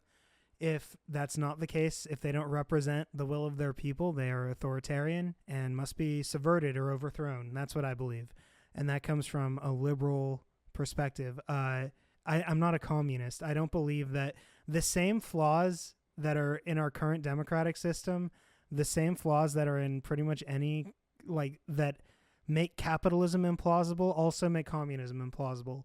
The human flaws that humans are always going to grasp for power and control over each other and try to cannibalize their fellow man. That aspect of humanity must be accounted for, and it's going to be present in communism just as it's present in capitalism, just as it's present in fascism, just as it's present in liberalism. Ideologies do not do away with flawed human nature. We must account for them. Yeah, but true communism has never been actually. Neither is true liberalism. Neither is true liberal democracy. This isn't a liberal democracy. It's a constitutional republic that has aspects of representative democracy in it, but it's not an actual democracy. We don't vote directly on initiatives and laws. No, we vote for representatives who hopefully will Right, that's why it's carry a out our will. republic, representative republic. Yep. Not a democracy. There are democratic elements to it, and there are democratic process within it. And that's why I believe in strengthening those democratic processes like our elections. But I'm not a leftist. I'm incidentally a leftist. I am allied with leftists a lot. I'm on the political left. I'm also not a populist. I'm a liberal. Paulsego. Nothing incorrect detected. Decent recap of my long-held and thoroughly articulated positions. No. No. No, he didn't. Well, has he really read? Are we sure that Paul can read? Like, You can read his chat. Yeah, he can read everything I've written on Reddit. He sure can. So he can read. Maybe because this guy's being charitable to him is like, that's boring in his head and he's not going to read. I can't believe Trump fucking Heights is a place that exists. I just looked up and saw that still open. I'm going to close that as if I could Trump Heights out of existence by closing that tab. In a video game. God damn. Well, it's not even a real thing. It's but a whisper, like fucking Richard Harris says. Yeah. It's going to be an ongoing meme throughout this entire project. Hey, Gladiator's probably in my top 10. It's definitely my favorite Ridley Scott movie. I don't know. It's really good. Yeah. It was better the third time I watched it. Yeah, but Paul is being disingenuous here. There are several things that we've looked at that contradict the manifesto that's been pinned to his Twitter for 4 years. He should at least read that. This guy also, and actually I'm going to put this.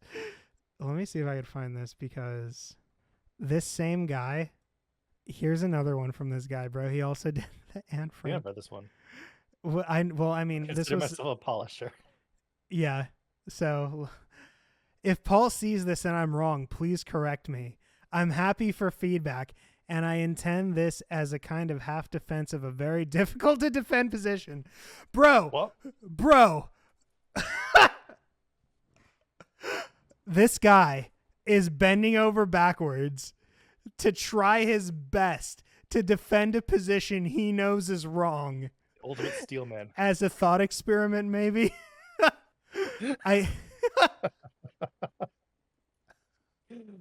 Let's find out what this is. I'm not outing you. I'm going to bleep, block, censor. And I honestly...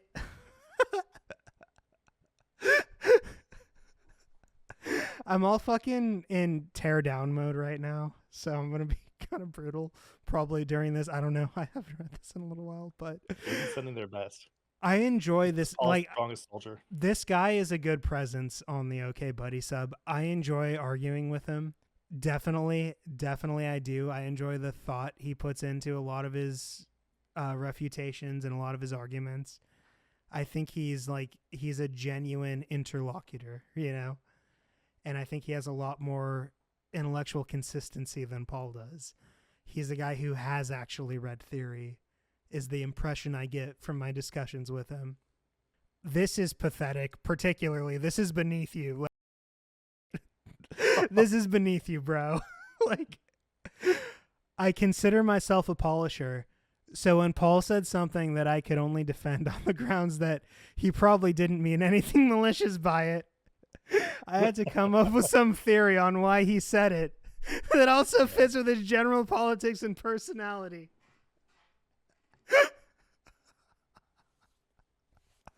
You know, This is Cope. this guy could.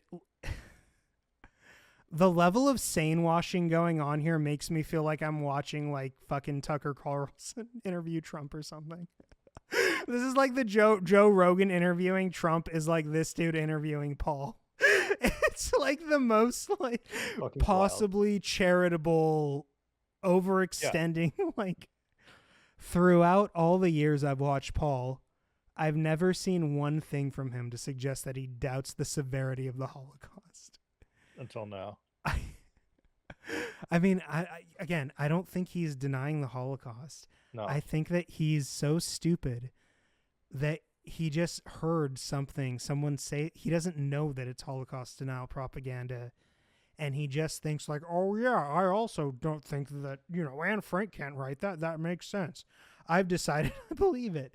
Like, that's what I think happened. And he's too stupid to realize the source of where that came from. I wanted to know. And then, of course, there's the revisionist. Since I first read it, back in high school, when I first read the diary, I've always thought that. I feel like that's bullshit. Did you argue it in class? Can you imagine? No. Fucking little Paul stands up.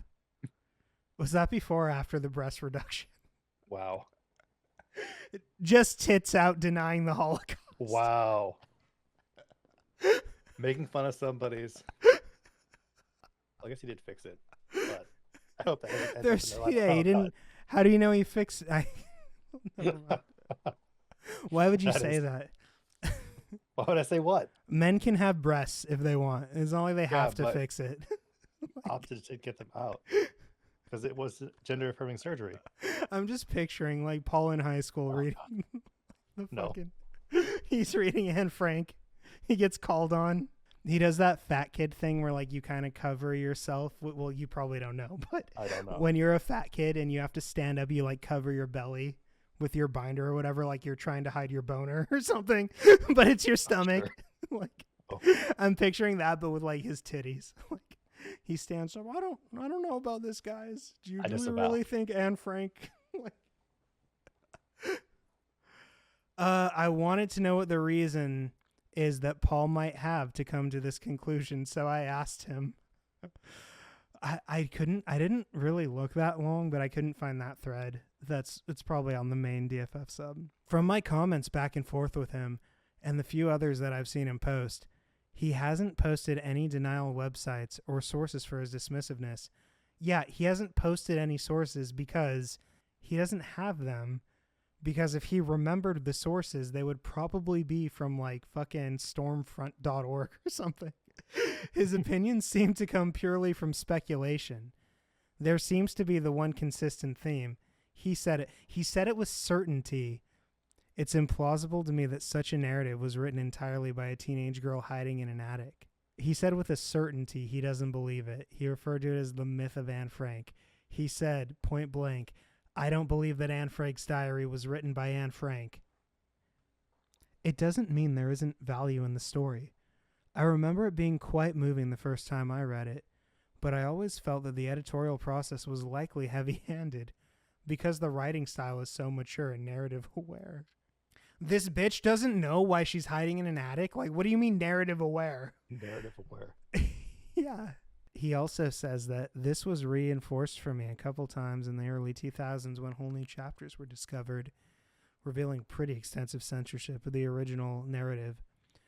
This refers, according to Google, to the fact that she wrote large portions of her diary when she decided she wanted to publish it once the war was over.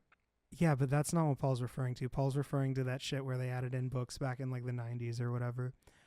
It appears that Anne Frank post was deleted, and then they changed the rules of the sub. Oh, okay, buddy, or the official one? Official. No one mention my Anne Frank denial, or you'll get banned. The unironically like Holocaust denial banning people. He's a Nazi. Vosh is right. Vosh is right. He is a fascist. Wow. I'm kidding. I don't really. His Holocaust denial is incidental, caused by stupidity, not malicious intent. I'll say. Yeah. Yeah. And he doesn't deny the Holocaust. Okay, so I should say the reason we're back on Anne Frank, but the reason Anne Frank denying the authenticity of Anne Frank's diary is considered Holocaust denial is because it's difficult for Holocaust deniers to, at this point, deny all of the overwhelming evidence for the Holocaust. So what they'll do is they'll look at specific pieces of evidence like the diary and try to pick that apart. However, to get back to what Paul says here is that even if it was heavily editorialized, that doesn't mean that she didn't write it. This was reinforced to me. Blah, blah, blah, blah, blah. This refers, according to Google, to the fact that she rewrote large portions of her diary. Yeah, she rewrote her diary. It seems to me that he doubts the authenticity of a large part of the diary because he thinks children are necessarily no good at writing, and that it's implausible that a child could write a compelling autobiographical narrative during the occupation. Why? Why would you think you can't write during an occupation? Like, any creative person at all, like, understands that creativity is part of catharsis in dealing with shit, right? Like, whether you write, you paint, you play music, whatever you do, like, whatever, even if it's just like, you know, even if it's playing like D&D or something, like whatever creative, if you have a creative outlet, you understand that a part of that is therapeutic. Like, of course, you would handle the stress of occupation by writing your experiences. That's the most obvious thing you would do to preserve your words in your memory.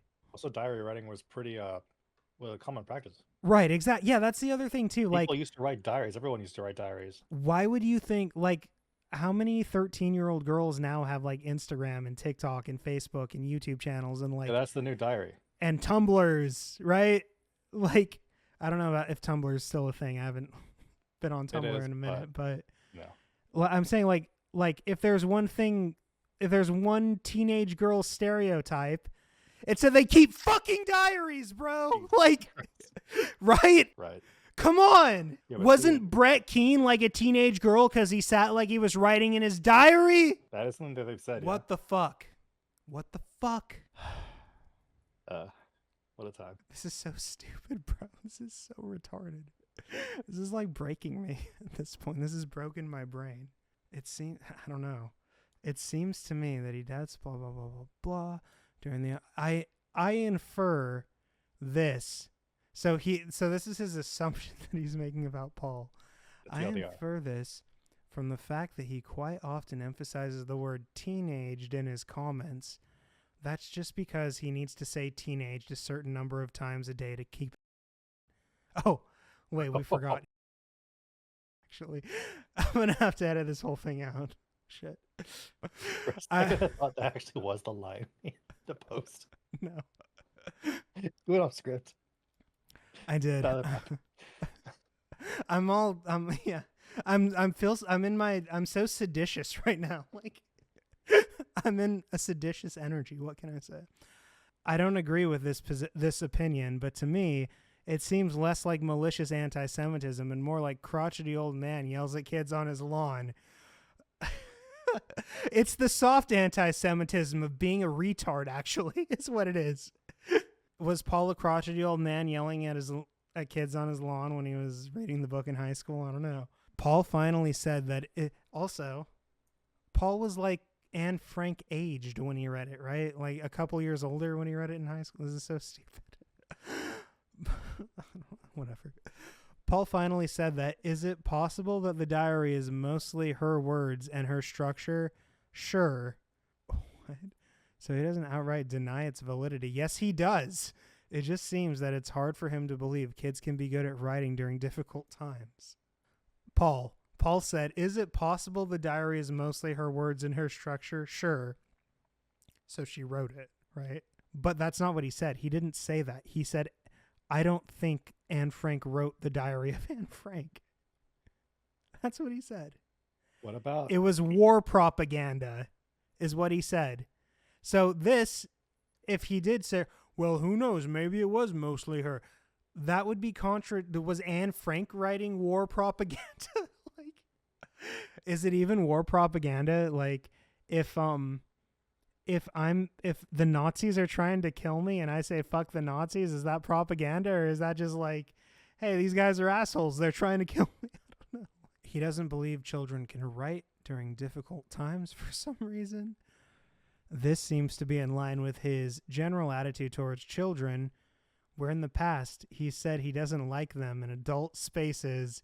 He thinks parents aren't disciplining their children enough, and his constant critiques of the younger generations, lack of attention span. Okay, but we understand now, thanks to kitty nipples, that that's just him projecting his issues on people. To really boil down my interpretation to a slightly sarcastic line, I think it comes down to the diary couldn't have been written by her because it doesn't have a bunch of skibbity toilets in it, or whatever the 1940s equivalent was at that time. Yeah. I don't know. Paul's biggest L. We should consider that. What's Paul's biggest L? Is it Anne Frank? Is it the no confidence hypocrisy? Is it the every philosophical treatise destiny appearance?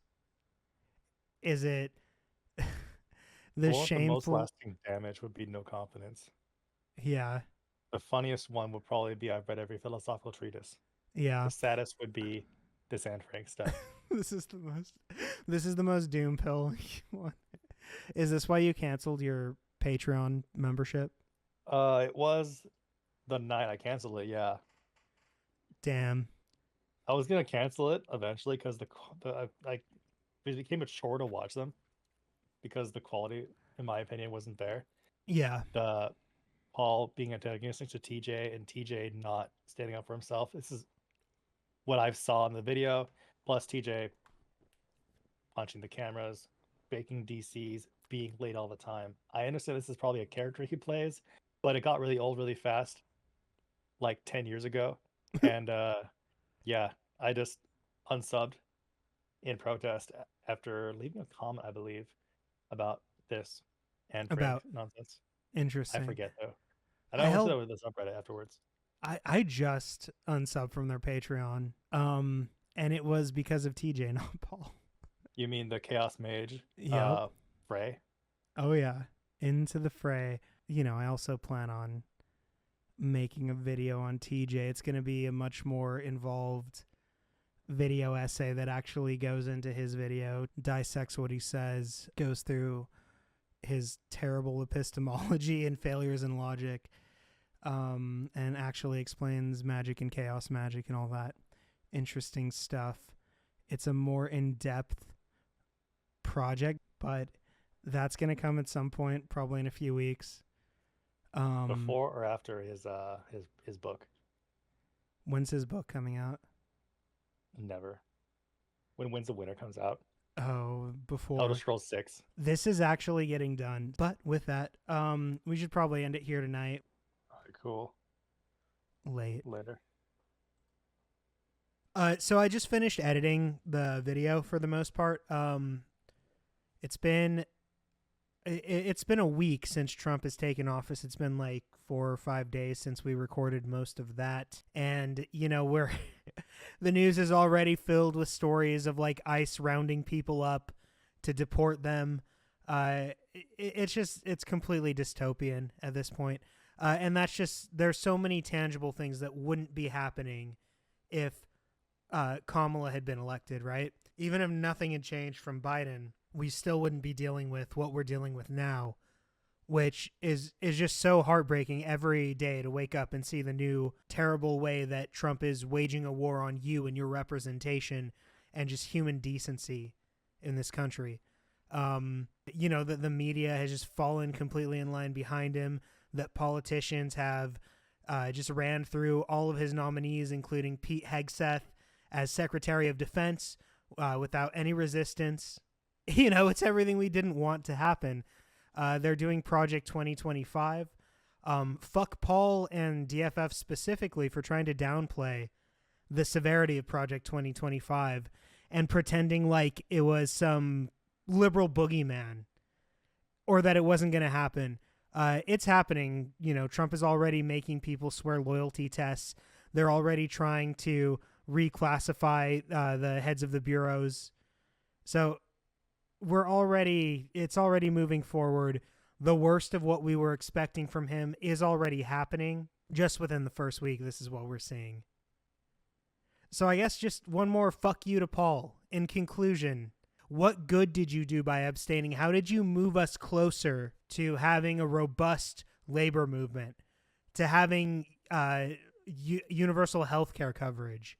How did you move us closer to those things by voting no confidence, by just allowing Trump to win? And I know this is all directed at Paul, and fuck Paul because he's a loud idiot who deserves to be called out because he's a public figure and because he just lets all his stupidity hang out there for everyone.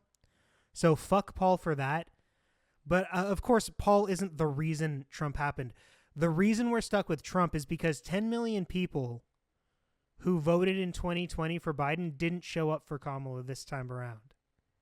10 million people decided the lesser evil wasn't lesser enough. And now we're all stuck with the consequences. And now people can choose to tune out. They can pretend it's not happening. They can pretend that they don't have to pay attention anymore. They can just succumb to their cynical doomerism and accept that there's no hope and there's no way to fight it. It's sad seeing the reactions to what's going on. America did vote no confidence, and this is not helping anyone. What Paul advocates for leads to so much suffering. He is an accelerationist one way or another. I don't know if he openly admits that. He is kind of, he's kind of amorphous with what exactly he labels himself and what exactly he calls for. Because as we saw tonight, he called for never voting for a DNC candidate. But then he also said the guy who said Paul never said don't vote for Biden was representing him correctly. So he contradicts himself depending on what day it is, I guess. I don't know. Didn't he say he was an accelerationist? I think like the whole drop the nukes thing, but that was like a joke, I think. I don't think that was a serious thing. He's going back and forth, going like, that was a joke. Actually, no, it's what I feel like. But even if he's not an open, direct accelerationist, he's a de facto accelerationist. That abstaining from the process is accelerationism. Just let the fascists take over. Just let it get so bad. And then after that, like these people think like things are going to get so bad and then everyone's going to unite against fascism. It's like, that doesn't happen. That's not how revolutions happen. We saw on January 6th the type of people, the type of revolution that would happen in this country. Again, it's not liberals and leftists. It's fascists, nationalists. And I thought Paul just wanted to fucking live in a VR, right? Wasn't that his retirement plan, was to just live in a VR to plug into the Matrix?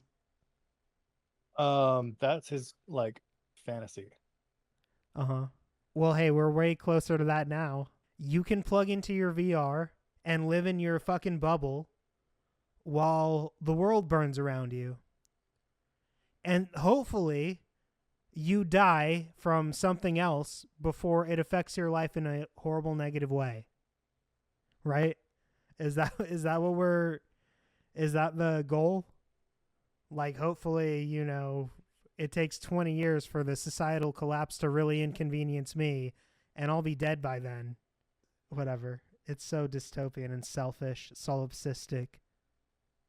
Vosh interviews him in the first debate or the conversation they had. He's like, I know you don't like labels. I assume you're familiar with the term accelerationism. And then Paul says, I have been called an accelerationist, and Stan, I have kind of used that label to describe myself before. It's not something that I'm totally sold on, but I do think it is actually part of my ideology. It's about the second. Okay, so on. okay. Yeah, then Vosh interrupts Yeah. him, going like, what, accelerationism, like, that's kind of a bad rap with like the leftists. Whatever. This is what accelerationism looks like. It looks like immigrants being rounded up. It looks like legal citizens being forced to show their papers like it's Nazi fucking Germany. That's what accelerationism looks like in America in 2025. It looks like oligarchs buying the government, looting the treasury, deregulating every industry. That's what accelerationism looks like. Good job. Attending Nazi rallies in Germany via Skype. The idea that this is anything but support for Donald Trump is absurd. You can laugh about how Donald Trump is a retard. You can laugh about how Donald Trump is a big fucking fat oaf or whatever. You can laugh about Donald Trump's nunt. You can laugh about what an idiot he is. You can laugh about what an evil piece of shit he is. But this is what your activism leads to. This is what accelerationism looks like. This is what, oh, the Democrats aren't good enough. Just let the worst possible option happen then. This is what happens when you do that. Now we have to suffer through because we live in a country with selfish children. You calling me a child, bro? Yeah. Oh. This is when he pauses the video and he's like, no, I can't. Call me a child. Lights up a cigarette. Goes live. So, guys, I was called a child by some alchemist soil individual. Lights up a And that cigarette. really stuck in my craw. Turns on the stream. You know, guys. Sings a 90s song. Human lives are messy. Like, they're real tangled. Puts down the cigarette, sparks up a joint. It's like,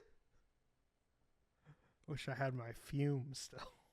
These people don't understand the way that political change happens, and they don't understand, like, when you can use electoralism and when you have to use something else. Electoralism isn't the only thing you do. It's frustrating. It is if you believe that they do the same thing that Paul says, where they every 4 years get out of bed to vote blue no matter who, and then go back to eating brunch. He's champagne socialist. He keeps talking about this myth of like the 5 people in the world that actually do that, and they're all on YouTube. The government is set up to prevent the president or whoever. It's set up to prevent the consolidation of power. And Trump's entire agenda is consolidating power. He is the most un-American person who has ever been president. It's so anti the whole project of American government is checks and balances, is there are no kings. This isn't a monarchy. And that's what they want. That's what the Supreme Court wants, a monarchy. Elon Musk wants a monarchy. Donald Trump wants a monarchy. He wants to have the title of president inherited down to his son. This is fucking America. We rebelled against monarchy. We exist because fuck monarchies. Death to the fucking crown. Right? Yes. And these Nazi pieces of shit who have wormed their way into power, we can see what they're doing. They're not hidden from view, right? They're not hiding it. Yeah. They're signaling on camera. Yeah. They are attending Nazi rallies. They're making Nazi memes on Twitter. Yep. They're signing things into like law via executive order that And align with it's blatant. Project 2025. Anyone looking can see it. So everyone needs to scream, look. Everyone needs to say, look what's happening. Anyways, throughout this video, we've given several examples of why Paul is not a good ally to have, how his advocacy, if taken seriously, does the opposite of what he says he intends to happen politically in this country. It's extremely disappointing to see the arc that he's sort of gone on. I don't believe that Paul is a malicious person. I don't think like he's a malevolent fascist or something like that. He's not like Trump evil. He's not even like Dave Rubin evil. It's just sad because like Paul used to be such like a powerful voice, right? Like such a strong person for calling out bullshit. And to see him become so full of shit is disheartening. And I know like a lot of it is trolling because, oh my God, he's so unhinged sometimes and it's funny. But a level beyond that, like he he's become like part of why this country sucks now. He's become the person who advocates for what happens here. It's pretty upsetting, but anyways, that's all. Thanks for watching.